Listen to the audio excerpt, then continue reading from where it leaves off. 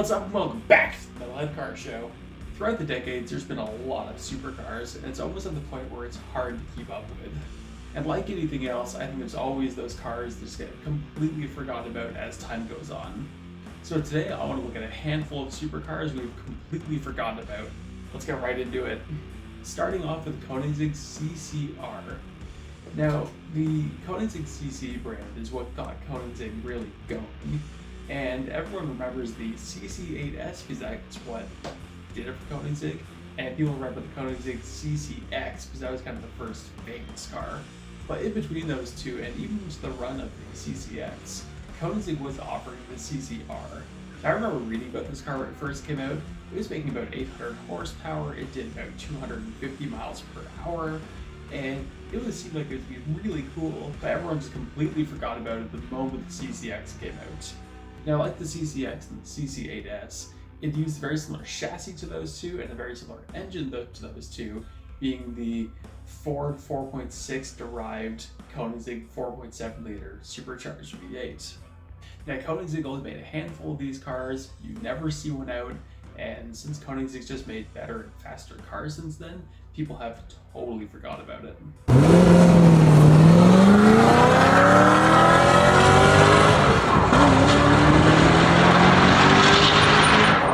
Next up, the Ferrari 208. Now, if I get anything wrong, please correct me. Now, in the late 1970s, some manufacturers were getting tax breaks for having vehicles that had engines that were smaller than 3 liters. So Ferrari, to kind of get in on this, made the 208 and 208 Turbo to kind of get into that bracket. Now, the 208 Turbo made decent power, as enough power to kind of keep up with its 308 and 328 competition, I believe. But the 208 really didn't make much power, but it had a very unique sound to it, and they're super rare because they never came to North America, and they weren't really made in big numbers. Now, being an old Ferrari, and a unique old Ferrari at that, it's not going to be cheap. It has its own unique tax to it, but nonetheless, it's kind of cool that it exists at all, but it has totally been forgotten due to things have just gotten better since then.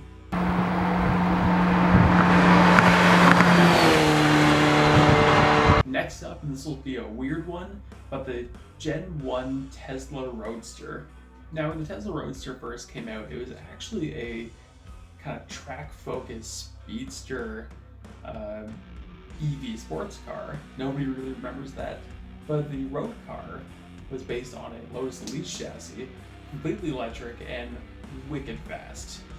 I remember going on YouTube back in like 08, 09 and watching drag race videos of these things, just scaring people in like Carrera GTs and 911 GT3s.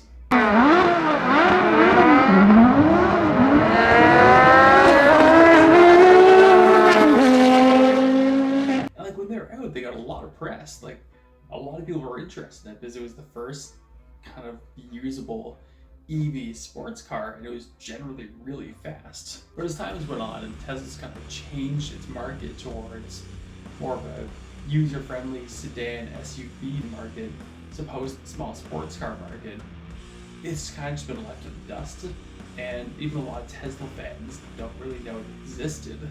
We all know about the new Roadster that may or may not be coming out at some point, but the OG one has been forgotten in time. Come the next straight. Yes, come on! Come on! No, bye! Shame, because I always found them just super cool. Next up, the Di Tommaso Guara. Now, the Guara came out in 1994 to replace the long-lasting Pantera and to be Di Tommaso's new supercar. And when it came out, it was using a 4-liter BMW engine, which eventually changed to a supercharged Ford 4.6 liter V8.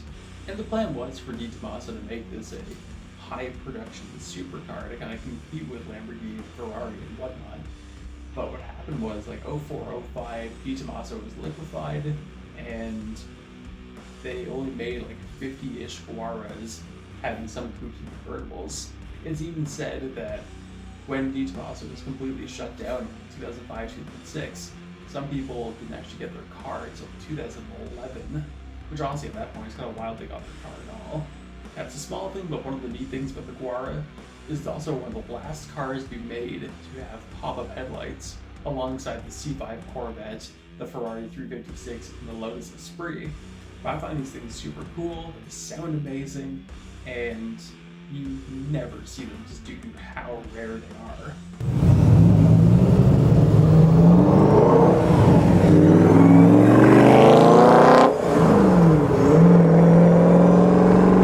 As you push off to the side is this obscure car from Di Tommaso, whilst the Pantera and Mangusta still get a lot of love throughout the years. Next up, and second Ferrari on the list, the Ferrari 365 GTC.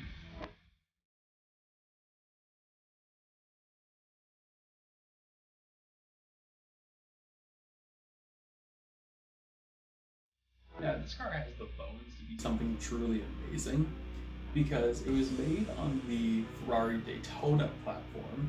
It uses a pretty similar engine to it. It was actually given more luxuries. Now, this thing was just a bit more advanced and luxurious than the Daytona was.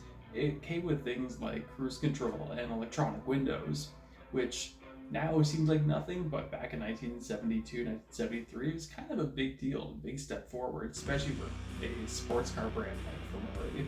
And when I first discovered these things, I found for sale in Ottawa for like $65,000.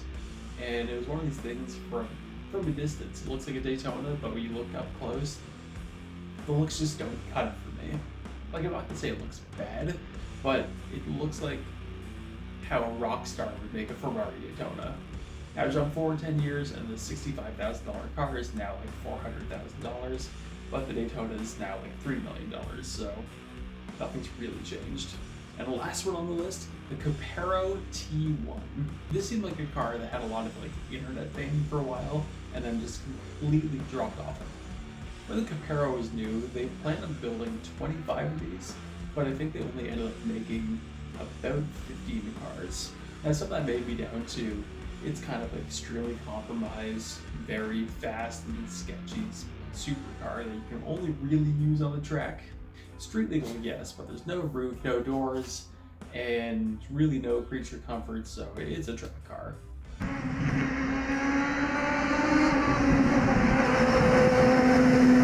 And it didn't quite have a great birth. When it was new, Fifth Gear got their hands on it. I think it actually kind of, not burnt down, but had a notable fire and hurt the driver. And when Top Gear got it, it broke down twice. So it's the biggest forms of press it was ever going to get, and it broke down in pretty notable ways both times.